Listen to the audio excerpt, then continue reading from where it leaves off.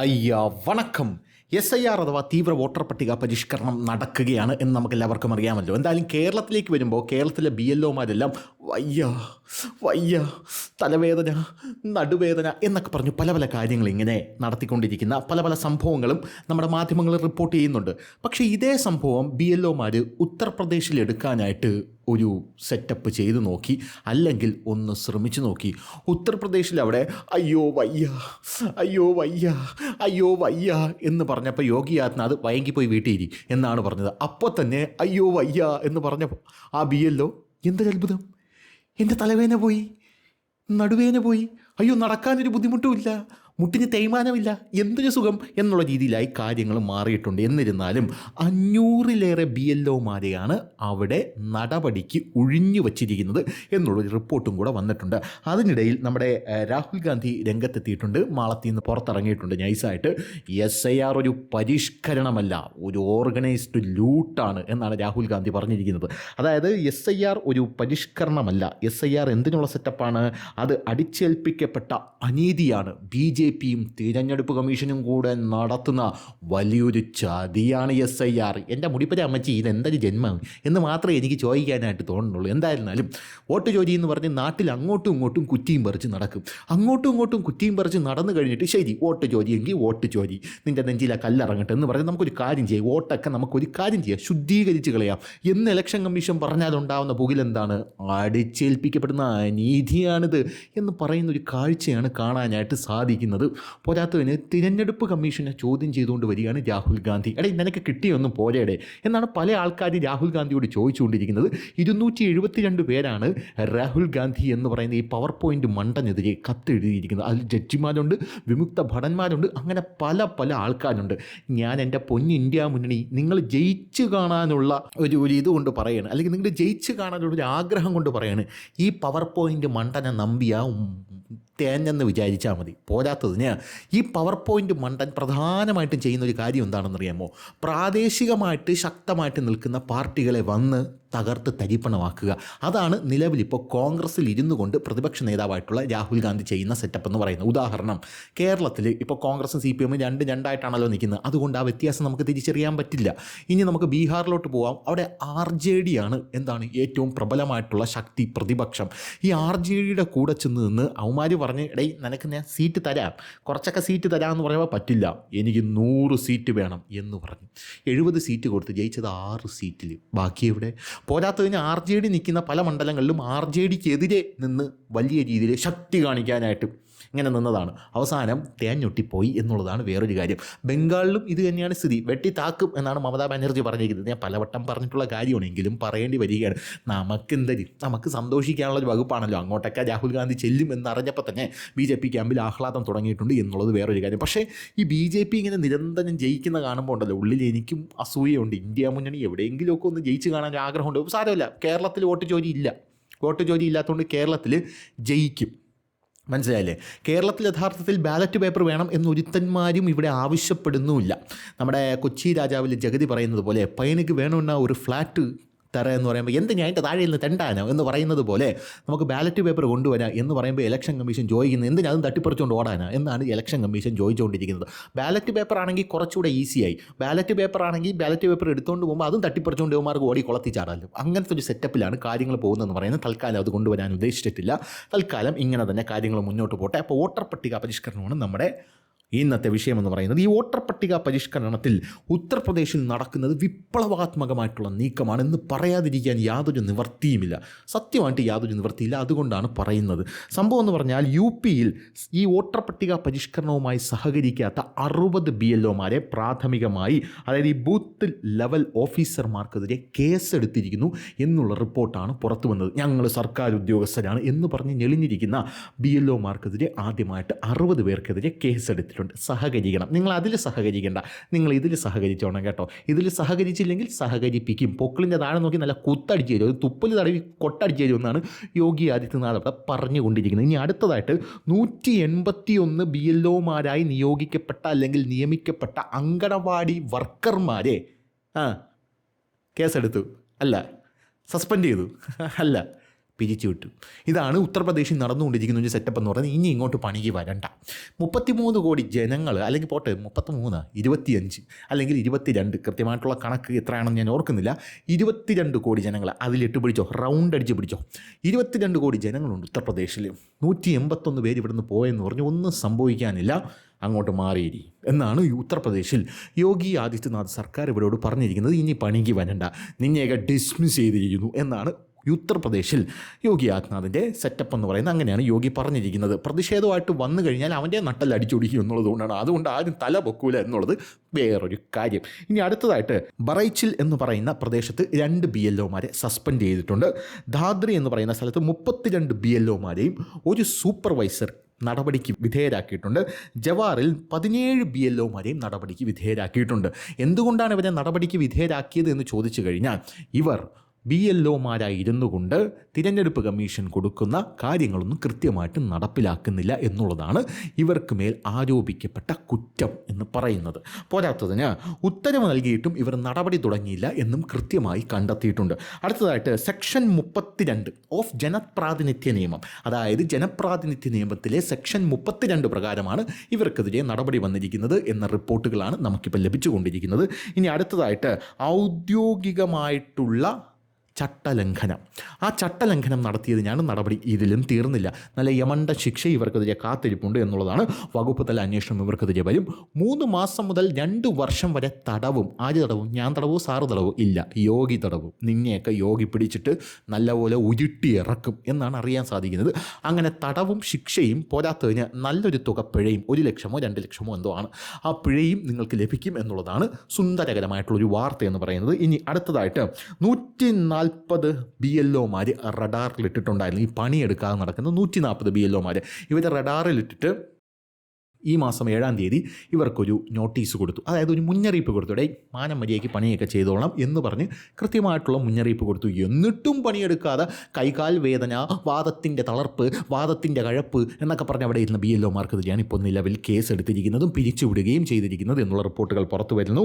ഭൂരിഭാഗം പേരും ജോലി പുനരാരംഭിച്ചിട്ടുണ്ട്. അതായത് 140 പേർക്കും അവിടെ നോട്ടീസ് കൊടുത്തപ്പോൾ കൈവേദനയും പോയി, കാലുവേദനയും പോയി. എന്തൊരത്ഭുതം എന്ന് പറഞ്ഞുകൊണ്ടാണ് ഈ 140 പേരും പണി കിട്ടും എന്നറിഞ്ഞുകൊണ്ട് കൃത്യമായിട്ട് ഒരു കുഴപ്പമില്ല പണി കിട്ടുമെന്നറിഞ്ഞ് എന്ത് ചെയ്തിരിക്കുന്നത്, പണിക്ക് തിരിച്ചെത്തിയിരിക്കുന്നത്, ഈ ജോലികളെല്ലാം പുനരാരംഭിച്ചിരിക്കുന്നത്. അല്ലെങ്കിലും നമ്മുടെ ജനം എന്ന് പറയുന്നത് അങ്ങനെയാണ്. നമുക്ക് ഈ ബ്രിട്ടീഷുകാരുടെ ഈ കൊളോണിയൽ ഒരു ഹാങ് ഓവറൊക്കെ ഇപ്പോഴും കിടക്കുന്നത് കൊണ്ട് തന്നെ നമുക്ക് പണിയെടുക്കാൻ വല്ലാത്ത ബുദ്ധിമുട്ടാണ്. 2 ചാട്ടവാറ അടിയൊക്കെ കിട്ടിയാലേ നിലവിൽ നമ്മൾ പണിയെടുക്കൂ എന്നുള്ളൊരു സെറ്റപ്പിലാണ് നമ്മുടെ ജനത ഇപ്പോഴും മുന്നിലോട്ട് പൊയ്ക്കൊണ്ടിരിക്കുന്നത്. അല്ലാതെ ഇത് എൻ്റെ രാജ്യത്തിന് വേണ്ടിയുള്ള സംഭവമാണ്, ഇതിനു വേണ്ടി ഞാൻ ഇറങ്ങി പണിയെടുക്കണം എന്നൊന്നും ആരും ചിന്തിക്കില്ല. എല്ലാവർക്കും മാനവപൊത്ത് വാരിയും പൊത്ത് നരേന്ദ്രമോദി ഇങ്ങ് കൊണ്ടിട്ട് തരണം, എല്ലാം കൊണ്ടിട്ട് തരണം. ജോലി എവിടെ മോദി, കൂലി എവിടെ മോദി എന്നൊക്കെ ഇവിടെ കറന്നവന്മാർ ചോദിക്കുന്നുണ്ട്. ജോലി എവിടെ, കൂലി എവിടെ? എന്നാൽ നിങ്ങളൊരു കാര്യം ചെയ്യും, എൻ്റെ കൂടെ ഇറങ്ങി രാജ്യത്തിൻ്റെ സുസ്ഥിരമായിട്ടുള്ള വികസനത്തിന് വേണ്ടി പ്രവർത്തിക്കൂ എന്ന് പറയുമ്പോൾ അയ്യോ അത് പറ്റൂല, പിന്നെ ഞാൻ തന്നെ ഇവിടെ ഇരിക്കുന്നത് എന്നുള്ളൊരു ചോദ്യമാണ് ഇവർ തിരിച്ച് ചോദിക്കുന്നത്. ഒരു രാജ്യം വികസിക്കണമെങ്കിൽ എല്ലാവരും ഇറങ്ങി പ്രവർത്തിക്കണ്ടേ? മോദി ഒരു ആഹ്വാനം ഈ ഇടയ്ക്ക് നടത്തിയത് നിങ്ങൾക്ക് ഓർമ്മയുണ്ടോ?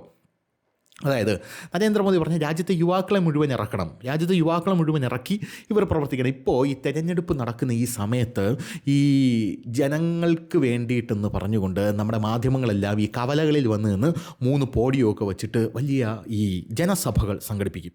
ഈ ജനസഭ സംഘടിപ്പിക്കുന്നതിൽ പല കമ്മ്യൂണിസ്റ്റുകാരും പല കൊങ്ങികളും പറയുന്ന ഒരു ചോദ്യം, അല്ലെങ്കിൽ ചോദിക്കുന്ന ഒരു ചോദ്യം, നരേന്ദ്രമോദി 30 കോടി തൊഴിൽ തരാമെന്ന് പറഞ്ഞില്ലേ, എവിടെയാണ് 30 കോടി തൊഴിൽ എന്നാണ് ചോദിക്കുന്നത്. നരേന്ദ്രമോദി തൊഴിൽ തന്നതുകൊണ്ടാണ് സത്യം പറഞ്ഞാൽ ഞാൻ പോലും ഇങ്ങനെ പണിയെടുത്ത് ജീവിക്കുന്നത്. അങ്ങേര് ഡിജിറ്റൽ ഇന്ത്യ കൊണ്ടുവന്നില്ലായിരുന്നെങ്കിൽ ഇവിടെയുള്ള എത്ര പേര് പണിയെടുക്കാതെ തെണ്ടിപ്പോയനെ ഒന്നൊന്ന് ആലോചിച്ച് നോക്ക്. എത്ര ഇൻഫ്ലുവൻസർമാർ വന്നു, എത്ര ആപ്പുകൾ വന്നു, എത്ര ഈ രാജ്യം മുഴുവൻ ഏത് തരത്തിലാണ് വികസിച്ചത്. ഇതിലൂടെ ജീവിക്കുന്നത് എത്ര പേരാണെന്നറിയാം. ആ ഇൻസ്റ്റാഗ്രാമൊക്കെ ഒന്ന് ചുമ്മാ തുറന്ന് നോക്കണം. ഓരോരുത്തന്മാർ അതിനകത്ത് വീഡിയോസ് ഇടുന്നുണ്ട്.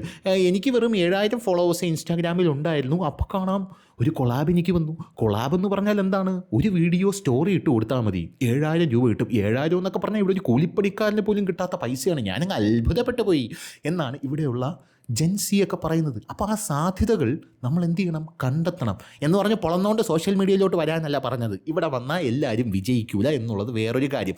സോഷ്യൽ മീഡിയ എന്തിനു വേണ്ടിയിട്ടാണ് ഉപയോഗിക്കണമെന്ന് അറിയാമോ? സോഷ്യൽ മീഡിയ ഉപയോഗിക്കാനുള്ള കാര്യമെന്ന് പറഞ്ഞാൽ അതുകൂടെ ഒന്ന് പറഞ്ഞു തരാം. അതുകൂടെ പറഞ്ഞ് നമുക്ക് അടുത്തതിലോട്ട് കിടക്കാം. അതായത് ഉദാഹരണത്തിന് ഇപ്പോൾ നിങ്ങൾ ഒരു മുദ്രാ ലോൺ എടുക്കുന്നു. കമ്മി നിൻ്റെ അടുത്താണ് പറയണത്. ഒരു മുദ്രാ ലോൺ എടുക്കുന്നു, ബൂർഷ്വാസിയാണ് അതൊക്കെ എടുക്കുന്നത് എന്ന് പറഞ്ഞിരുന്നാൽ മൂത്ത് വരച്ച് കുഴിയിലോട്ട് പോകത്തേ ഉള്ളൂ. പറയണ കേൾ. ഒരു മുദ്രാ ലോൺ എടുക്കുന്നു. മുദ്രാ ലോൺ എടുത്തിട്ട് നിങ്ങളൊരു കട തുടങ്ങുന്നു. അതെന്ത് കടയും ആകാം. ഉദാഹരണത്തിന് നിങ്ങൾ തുടങ്ങുന്നത് ഒരു ജ്യൂസ് കടയാണെന്ന് ഇരിക്കുക. ആ ജ്യൂസ് കട ഇങ്ങനെ ജ്യൂസൊക്കെ അടിക്കുന്നു. നിങ്ങൾ എന്ത് ചെയ്യുന്നു? നിങ്ങളുടെ പൊടിക്കൈയൊക്കെ ആ ജ്യൂസ് കടയിൽ ഇങ്ങനെ വാരി വിതറുന്നു. പോരാത്തതിന് ആ ജ്യൂസ് കട നാട്ടിൽ ക്ലിക്കാവുന്നില്ല. നാട്ടിലത് ക്ലിക്കാവുന്നില്ല. സത്യം പറഞ്ഞാൽ നിങ്ങളുടെ ജ്യൂസ് കൊള്ളാം, നിങ്ങൾ മറ്റാരും കൊടുക്കാത്ത എന്തോ ഒരു സീക്രട്ട് ഇൻഗ്രീഡിയൻ്റ് അതിനകത്ത് ആഡ് ചെയ്യുന്നുണ്ട്, പക്ഷേ നിങ്ങൾക്ക് ഇതുകൊണ്ട് ക്ലച്ച് പിടിക്കുന്നില്ല. ആ സാഹചര്യത്തിൽ നിങ്ങൾക്കൊരു ഇൻസ്റ്റാഗ്രാം അക്കൗണ്ടോ ഒരു ഫേസ്ബുക്ക് അക്കൗണ്ടോ അല്ലെങ്കിൽ ഒരു യൂട്യൂബ് അക്കൗണ്ടോ തുടങ്ങിയിട്ട് എന്ത് ചെയ്യാം? ഈ സാധനത്തെ പ്രൊമോട്ട് ചെയ്യാം. റീലുകൾ ഉണ്ടാക്കി അതിനകത്തിടാം. സോഷ്യൽ മീഡിയയിൽ ഈ സംഭവം പ്രൊമോട്ട് ചെയ്യാം. നിങ്ങളുടെ പല പല കലാപരമായിട്ടുള്ള കഴിവുകളും ഉപയോഗിക്കാം. അങ്ങനെ കലാപരമായിട്ടുള്ള കഴിവുകൾ ഉപയോഗിക്കുമ്പോൾ നമ്മുടെ സന്തോഷ് ജോർജ് അങ്ങനെ പറഞ്ഞതുപോലെ ജനം നിങ്ങളുടെ അടുത്തേക്ക്, നിങ്ങളെ കട തിരിച്ചറിഞ്ഞ് ജനം നിങ്ങളുടെ അടുത്തേക്ക് ഇരച്ചെത്തുന്ന ഒരു സാഹചര്യമുണ്ട്. അതായത് ഒരു റീലിനൊക്കെ 1 മില്യണൊക്കെയാണ് പോണത്. 1 മില്യണൊക്കെ പോയാൽ തന്നെ നിൻ്റെ കട ക്ലിക്കാണടേ. അതാണ് സെറ്റപ്പ് എന്ന് പറയുന്നത്. അപ്പോൾ മുദ്രാ ലോണൊക്കെ ഇവിടെ ഇറങ്ങിയിട്ടുണ്ട്. അവിടെയാണ് അവന്മാരൊക്കെ വന്ന് ജോലി എവിടെ മോദി എന്ന് ചോദിക്കുന്ന സെറ്റപ്പ് എന്ന് പറയുന്നത്. ജോലി വേണമെങ്കിൽ കണ്ടെത്തണം, അതിനുള്ള സാഹചര്യം ഒരുക്കി തരും. ഭക്ഷണം എന്ത് ചെയ്യാം? വാക്കകത്ത് കോരി വെച്ച് തരാം, ചവച്ച് തരാൻ പറയരുത് ദയവ് ചെയ്തു. അപ്പോൾ അതാണ് സെറ്റപ്പ് എന്ന് പറയുന്നത്. അപ്പോൾ നമുക്ക് പോയിന്റിൽ നിന്ന് വഴുതിപ്പോയി. നമുക്ക് തിരിച്ച് നമ്മളെ പോയിന്റിലോട്ട് വരാം. എന്ത് തന്നെയായിരുന്നാലും ഇപ്പോൾ നമുക്ക് ലഭിക്കുന്ന വിവരമനുസരിച്ച് അപ്പോൾ നമ്മൾ പറഞ്ഞു നിർത്തി 140 BLOമാർക്ക് നോട്ടീസ് കൊടുത്തു. അപ്പോൾ അവരെ പിരിച്ചു വിടുമെന്ന് പറഞ്ഞപ്പം ഒരു കുഴപ്പമില്ല, എനിക്കൊരു കുരുവില്ല എന്ന് പറഞ്ഞ് അവർ തിരിച്ചു വന്ന് പണിയെടുക്കുന്ന കാഴ്ചയാണ് നമുക്ക് കാണാനായിട്ട് സാധിച്ചത്. ഇനി ഗ്രേറ്റർ നോയിഡയിലാണ് ഈ SIR അവലോകന യോഗം നടക്കുന്നത്.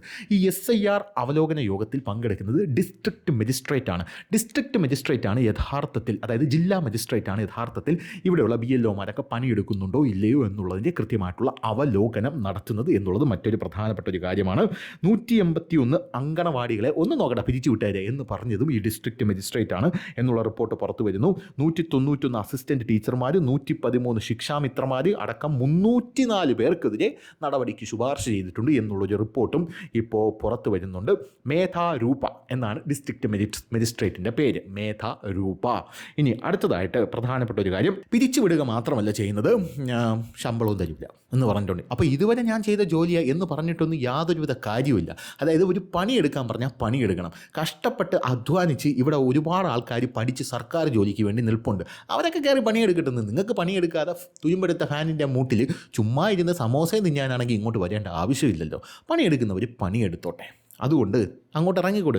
നല്ല പിള്ളേരുണ്ട്, അവർ വന്ന് കയറി, അവർക്കൊരു ജോലിയുടെ വില അറിയാം, അവർ വന്ന് കയറി കൃത്യമായിട്ട് ഈ കാര്യങ്ങളൊക്കെ ചെയ്തോളും. നിങ്ങളൊരു കാര്യം ചെയ്യും, ശമ്പളവും ഇല്ല, ഒരു പിണ്ണാക്കും ഇല്ല, പോരാത്തതിന് ഒരു പിഴയും അങ്ങോട്ട് അടിച്ചു തരും എന്നാണ് രൂപ മേധ പറഞ്ഞിരിക്കുന്നത്. അതോടുകൂടി എല്ലാം ക്ലീനായി എന്നുള്ളതാണ് പ്രധാനപ്പെട്ട കാര്യം എന്ന് പറയുന്നത്. ശമ്പളം ലഭിക്കില്ല, പോരാത്തതിന് നടപടി നേരിടേണ്ടി വരും എന്നുള്ളതാണ്. ബറൈൻ ബാഗ് എന്ന് പറയുന്ന സ്ഥലത്ത് primary school principal Shama Nafees എന്ന് പറയുന്ന ഒരു വ്യക്തി, ബഹ്ലയിലെ നൗസർ എന്ന് പറയുന്ന വേറൊരു വ്യക്തി എന്നിങ്ങനെയുള്ള 2 വ്യക്തികളെ അടക്കം സസ്പെൻഡ് ചെയ്തിട്ടുണ്ടെന്നുള്ള റിപ്പോർട്ട് വരുന്നു.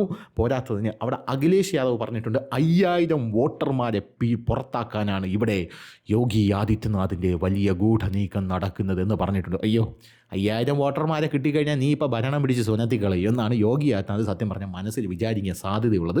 എന്തായാലും എനിക്ക് ശക്തിയുള്ള മണ്ഡലങ്ങളിൽ നിന്നൊക്കെ 5000 വോട്ടർമാരെ മതി പിടിച്ച് പുറത്താക്കാനുള്ള സാധ്യതയുണ്ട് എന്ന് ഇപ്പോൾ നമ്മുടെ അഖിലേഷ് യാദവ് വീണ്ടും പറയുന്ന ഒരു സാഹചര്യം ഉണ്ടായിട്ടുണ്ട്. എന്തായാലും അഖിലേഷ് യാദവിനെ കൂടെ പിടിച്ചുകൊണ്ട് നമ്മുടെ രാഹുൽ ഗാന്ധിയും വന്നിട്ടുണ്ട്. പിന്നെ പുറത്താക്കും, ഉറപ്പായിട്ടും പുറത്താക്കും എന്ന് പറയുന്നൊരു കാഴ്ചയും നമുക്ക് കാണാനായിട്ട് സാധിക്കുന്നുണ്ട്. എന്ത് തന്നെയായിരുന്നാലും ഈ SIRൽ ഇനി കേരളത്തിലേക്ക് വരികയാണെങ്കിൽ കേരളത്തിൽ നിന്നുള്ള ലേറ്റസ്റ്റ് ആയിട്ടുള്ള റിപ്പോർട്ട് 1.2 ലക്ഷം ആൾക്കാരെ കാണാനില്ല എന്നുള്ളതാണ്. ഇവരെ വിലാസത്തിൽ പോയി അന്വേഷിച്ചപ്പോൾ യവന്മാരൊന്നും ആ ഏരിയ പോലുമില്ല, പൊട്ടി പോലുമില്ല കണ്ടുപിടിക്കാൻ, അലക്സ് പ്രേ ആയിപ്പോയി എന്ന് ജഗതി പറയുന്നത് പോലെയാണ് കാര്യങ്ങളെന്ന് പറയുന്നത്. അങ്ങനെ യവന്മാരെയും കാണാനില്ല എന്ന റിപ്പോർട്ടും പുറത്തു വരുന്നുണ്ട്. അതിനിടയിൽ കേരളത്തിലെ BLOമാരുടെ മുട്ടുവേദന, കാൽവേദന, കൈവേദനയൊക്കെ നമ്മുടെ മാധ്യമങ്ങൾ കൃത്യമായിട്ട് റിപ്പോർട്ട് ചെയ്യുന്നുണ്ട് എന്നുള്ളത് വേറൊരു കാര്യമാണ്. എന്ത് തന്നെയായിരുന്നാലും ഇപ്പോൾ SIR എന്ന് പറയുന്നത് വളരെ സ്പീഡിൽ നടന്നുകൊണ്ടിരിക്കുകയാണ്. ബംഗ്ലാദേശികൾ മുണ്ടും തുടിയില്ലാതെ ഓടിത്തള്ളിക്കൊണ്ടിരിക്കുകയാണ് എന്ന് എന്നുള്ള റിപ്പോർട്ടുകളും പുറത്തു വരുന്നു. അപ്പോൾ വളരെ വേഗത്തിൽ ഇത് മുന്നോട്ട് പോകുന്ന സാഹചര്യത്തിൽ കഴിഞ്ഞ ദിവസം ഞാൻ പറഞ്ഞതുപോലെ തടങ്കൽ പാളയം തുറക്കാനോ അങ്ങനെ പുറത്ത് പോകണ്ട, അല്ല ബംഗ്ലാദേശികളായിരുന്നാലും അങ്ങനെ പുറത്ത് പോകണ്ട, നീയൊക്കെ എന്തായാലും അകത്ത് കയറി വന്നതല്ലേ, നിനക്കുള്ള ചായം വടയും തരാം, ചായം വടയും കുടിച്ചിട്ട് നീയൊക്കെ പോയാൽ മതി എന്ന് പറഞ്ഞുകൊണ്ടാണ് യോഗി ആദിത്യനാഥ് കാര്യങ്ങൾ മുന്നോട്ട് കൊണ്ടുപോകുന്നത്. അപ്പോൾ ശരി.